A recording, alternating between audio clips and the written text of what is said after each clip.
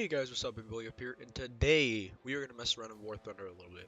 So, originally, what I had intended to do was, about 2 weeks or so back, I had meant to upload a video that was, going to be on Squad. And I never did this, and that's my fault, and I'm actually going to upload this video soon. If not, I'm going to edit it so that way it's not as long, and it should be, maybe 20 minutes-ish. Shouldn't be that long. Besides that, today we're actually just going to play around with the helicopters. So the AH-1G, I'm personally going to do a quick review of it. So the AH-1G, the history behind the AH-1G goes really far back. This goes all the way back to the Vietnam War, actually, and pre-Vietnam War. Now, the AH-1G is very well known for being the U.S. Army's and the U.S. Air Force's, even though the U.S. Air Force doesn't typically use attack helicopters that much anymore, primary helicopter during the Vietnam War. It has the signature twin rotor blade on top, and it has the signature tail rotor blade in the back that's twin as well. Now, eventually, the AH series, when it comes to the Marine Corps, this eventually develops, the twin goes to 2 pairs of twin rotors, which eventually you see in the AH-1Z, which I think I can pull up right now, at least to view. Preview. And yeah, you can see significant differences from the AH-1G to the AH-1Z, specifically also down here as well, where the gun mount is. It's a different gun. As far as I'm concerned, I don't know exactly which one it is. Targeting pod as well, which has been extremely efficient in dealing with situations like in Afghanistan and in Iraq, where we don't know exactly where the enemy is, and it's more efficient to go ahead and target them using laser range finders and so on and so forth to guide missiles and bombs and so on and so forth when it comes to that, as well as give other friendly units targeting information as to where the enemy is. So, let's go back to the AH-1G. So, my grandfather actually used to work on AH-1Gs in Vietnam. Um, so I don't know that much about this aircraft. I don't, but I do know very well that this was pretty much the prominent U.S. Army helicopter that you would see in Vietnam, at least in a CAS support role.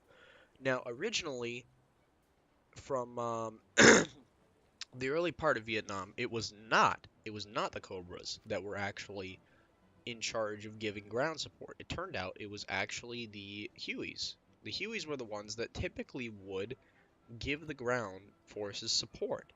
Now, once the AH series of helicopters actually came around, this changed because now they are dedicated. This was a dedicated platform designed to support infantry, designed to support ground forces, instead of a platform just modified to. If you guys see what I'm talking about. Because the danger of going ahead and just modifying a platform based off your own needs is extremely, extremely bad. And I'm starting to trail off with this because, again, like I said, I don't know that much about the helicopter. But anyways, we're going to go to the armor values. Pilot seats, they're extremely well armored, even though in reality it doesn't matter because there's no armor around the rest of the helicopter. As for the engines, covered with a very, very small amount of armor, even though, again, doesn't really matter. Okay, and then X-ray. So, when it comes to this, ooh, okay, that's interesting. I don't know exactly what that does. This controls the tail rotor. I know that for certain. The propeller shaft, this controls the tail rotor because this will help you in assisting and turning left and right, if I'm correct. That's what the tail rotor does.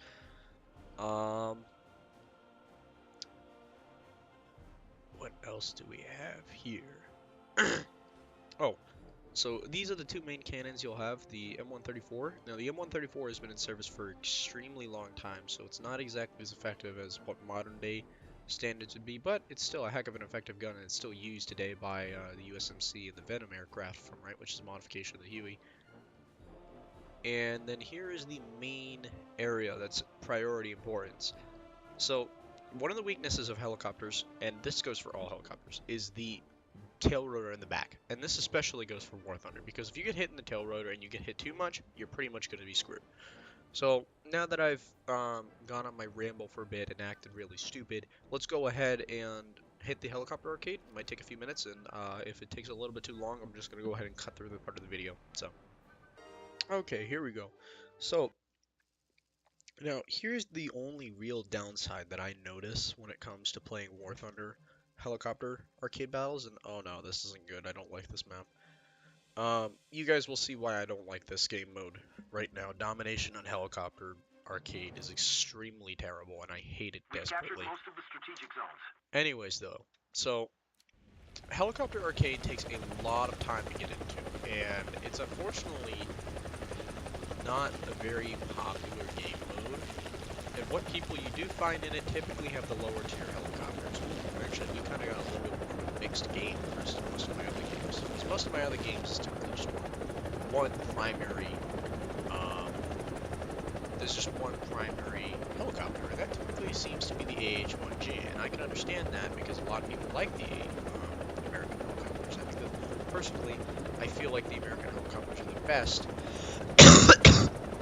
for now. Sorry, I'm a little bit sick. Going at it again? Jeez. Okay. Anyways. So I personally feel as though the American helicopters are the best, and this isn't any bias, it's just from a mechanical point of view, I do feel this, and I feel like that this is true both in real life and in game. I feel like that American helicopters have almost always been superior to Russian helicopters, and I don't think there's any denying this. So, I don't know. Looks pretty cool to me if I do say so myself. At least from more cinematic. Whoa, okay, I see that. Okay then, sir. I think that you'll enjoy these Hydra rockets then. If this is the way you're gonna act. Hey.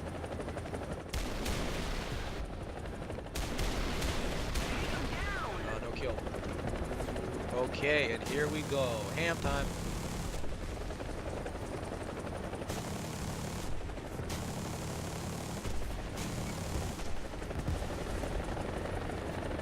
How to properly be a helicopter pilot 101. Just swoop in and kill everyone.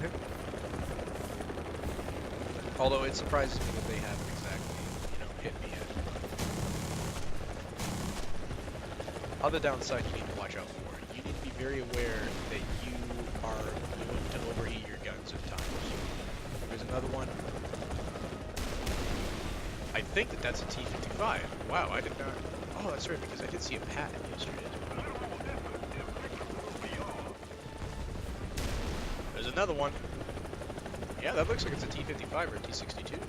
Oh, no, it was a T-54, but still. I was actually never aware that they eventually got up to rank 5 AI. I was never aware of that. At all. And now that I am, I'm, like, actually shocked. Because I never realized that they were a thing. Oh, and now these guys are stuck because they're just literally blocked in. Oh, well, that was awkward. Quick. That's not nice.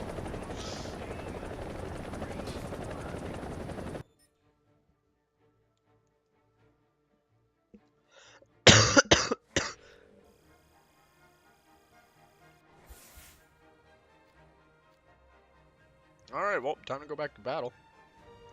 I'll cut this piece out again, so that way, we can just get right into it. Or not, because... Wow.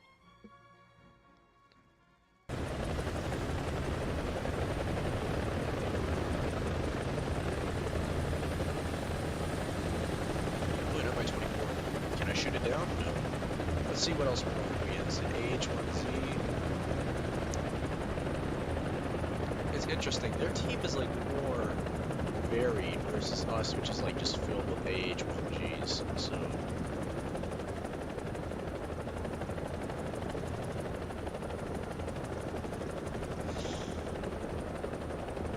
But my primary goal is not that. It is to go ahead and beat the enemy. That's the real goal.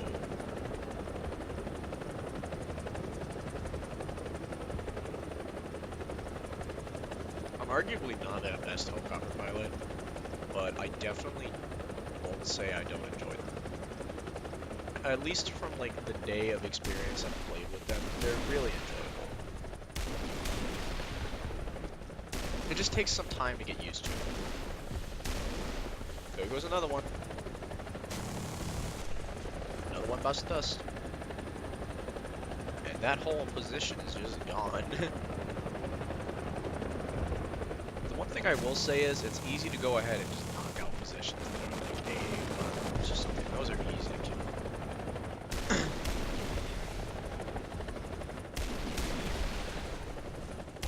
Oh, I guess it was already taken out. Whoops. I wasn't paying attention.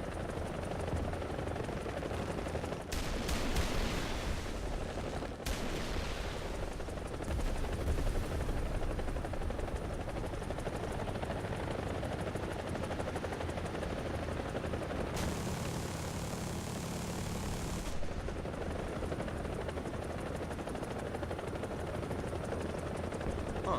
Wow, these guys are actually hard to see.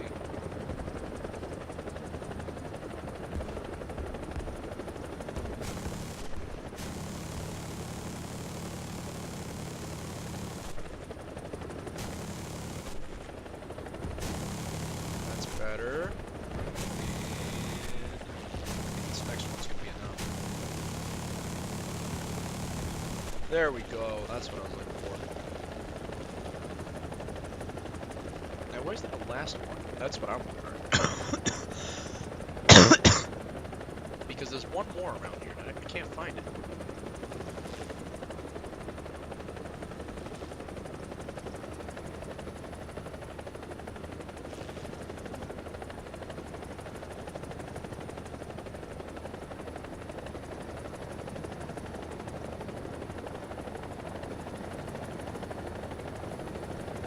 No, I already blew that one. I'll worry about it another time.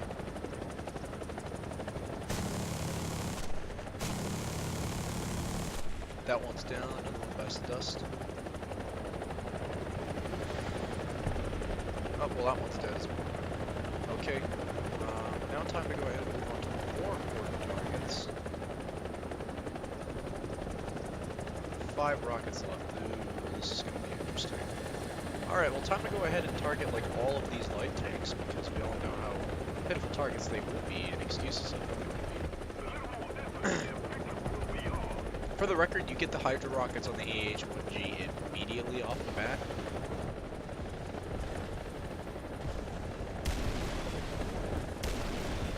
Up and I'm out. Okay, I gotta be careful now. Whoop. Oh, these are medium tanks. Whoops. I did not read the symbols right. You know, though, this makes me wonder where it is that the enemy team is. Wow, okay, that was a quick win. Other downside of helicopter arcade battles, they are extremely fast, and I mean that quite literally. They are very, very fast. Alright, well, nothing I can do about that. Anyways, hope you guys enjoyed the small gameplay of the AH-1G. I know that I rambled on a bit cannot speak today. I know I rambled on a bit in the beginning, but, you know, I'll try and work on that over time. And I'll try and keep my mouth shut, but besides that, hope you guys enjoyed the AH-1G gameplay. I certainly will be playing more with it, because I love playing around with it. And, besides that, boy up, signing off. Peace, everyone.